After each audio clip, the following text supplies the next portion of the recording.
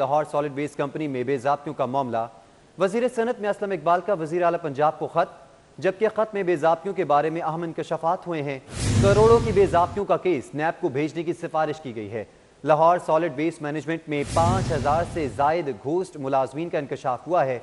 महाना 85,000 litre petrol चोरी का भी इंकशाफ किया गया है, जबकि मुलाजमीन की तनख्वाहों से कंपनी के माफिया की जानिब से कटौती की निशानदही। आपकी हिदायत पर शहर में सफाई ऑपरेशन को मॉनिटर किया गया। खत का ये मतन है। लाहौर को जीरो वेस्ट पर लाने के लिए इकदाम किए।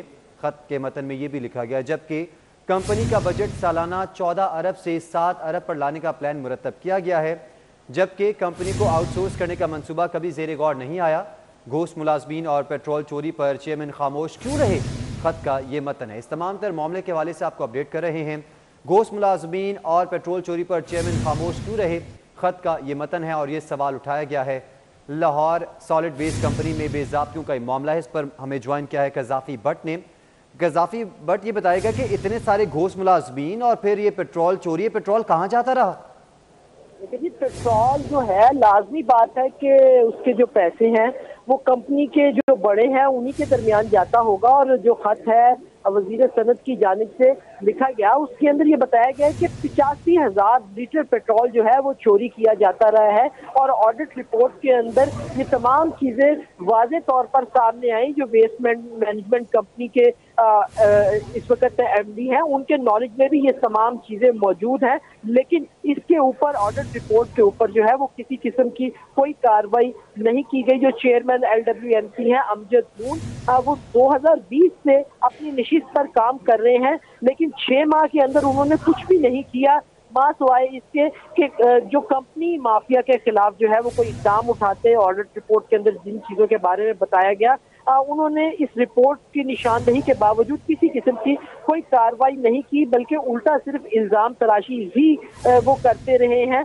और इस खत के अंदर मियां असलम इकबाल ने वजीर आला पंजाब से इस बात की सदा की है कि जो बेज़ाब्तियां की गई हैं ऑडिट रिपोर्ट के अंदर और जो घूस मुलाजमीन का इंकशाफ हुआ है, और इस केस को नैब के सुपुर्द किया जाए ताकि शफाफ तरीके से इंक्वायरी हो और जिम्मेदारों को सामने लाया जा सके।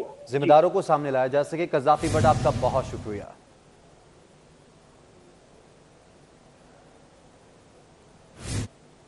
शहर में सफाई के दावे हवा हो गए। LWMC की नाहली से शहर के मुतादिद इलाकों में कूड़े के ढेर लग चुके हैं। जौहर टाउन में कूड़े के ढेर को कोई रोज से ठिकाने नहीं लगाया जा सका है और कई रोज से ये यहीं पर कूड़ा पड़ा हुआ है, जिसके मनाजिर अपनी स्क्रीन पर आप देख सकते हैं। इस पर बात करेंगे दुर्र नयाब से। दुर्र नयाब, क्या डिटेल्स हैं? जी, इस वक्त मैं जौहर टाउन में मौजूद हूँ। जौहर टाउन रिहायशी एतबार से मतवसत नहीं बल्कि पोश इलाकों में शुमार होता है, और जहाँ मैं मौजूद हूँ D2 में, यहाँ पे ट्रैफिक के लिहाज से और आबादकारी के लिहाज से ये एक गुंजान आबाद इलाका है। यहाँ पे स्कूल, कॉलेजेस, यूनिवर्सिटीज़ के सब कैंपसेस और हस्पताल के भी, यहाँ पे वेलफेयर हॉस्पिटल भी यहाँ पे मौजूद है। यहाँ पे कब्रिस्तान मौजूद है जिसके आगे कूड़े के अंबार लगे हुए हैं। और शहर में सफाई की जो सूरत हाल है वो आए दिन जो है वो ख़राब से ख़राब तर होती जा रही है। हालात ये हैं कि फुजला जात और जानवरों के फुजले के भी ढेर हैं, कूड़ा करकट के ढेर हैं। और यहाँ पे जो इस वक्त हालत है कि यहाँ पे 5 मिनट के लिए भी खड़ा होना मुहाल है। जा बजा कूड़े के अंबार नज़र आ रहे हैं, उठाने वाला कोई नहीं है। यहाँ के आसपास के रहायशियों के मुताबिक गुज़िश्ता कई दिनों से यहाँ से कूड़ा नहीं उठाया जा रहा, और यहाँ से कूड़ा ना उठाने से कूड़े का अंबार लग चुके हैं, जिसकी वजह से ताफून भी फैल रहा है। जबकि लाहौर वेस्ट मैनेजमेंट कंपनी अपने तमाम तर दावों के बावजूद अपनी ज़िम्मेदारी निभाने से कासिर नज़र आ रही है। दावे तो बहुत किए जा रहे हैं, ये भी दावा किया जा रहा है कि 5000 टन कूड़ा करकट इकट्ठा किया जा रहा है रोज़ाना, लेकिन कहाँ से किया जा रहा है उसके बावजूद शहर की क्या हालत है, गली मोहल्ले चौक चौराहों में, आबादियों में क्या हालत हो चुकी है, इसका किसी के पास कोई जवाब नहीं। दुर्र नयाब, बहुत शुक्रिया आपका।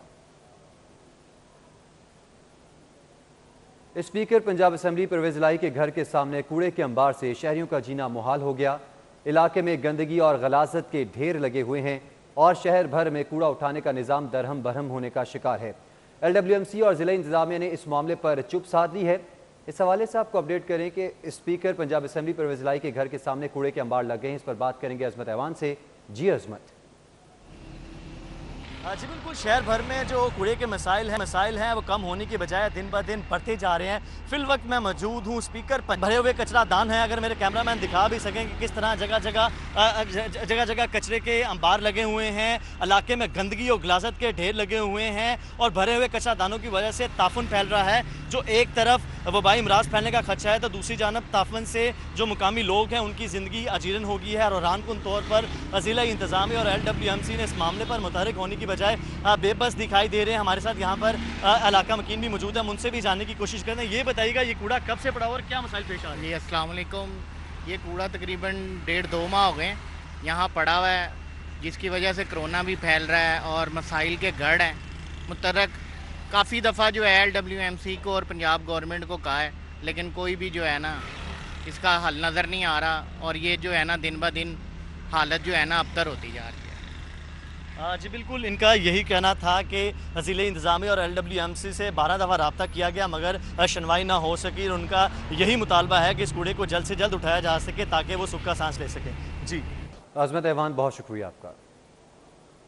जबकि चूंग स्टॉप मानोवाल के इलाके में कचरे के ढेर हैं। शहरी कहता है कि कचरा पुलिस ट्रेनिंग सेंटर से लाकर फेंका जाता है। पुलिस एहलकारों ने ही कचरे को आग लगाई, कचरे की वजह से भैंस भी मर गईं। इस पर मजीद बात करेंगे फारान जामीन से। जी फारान।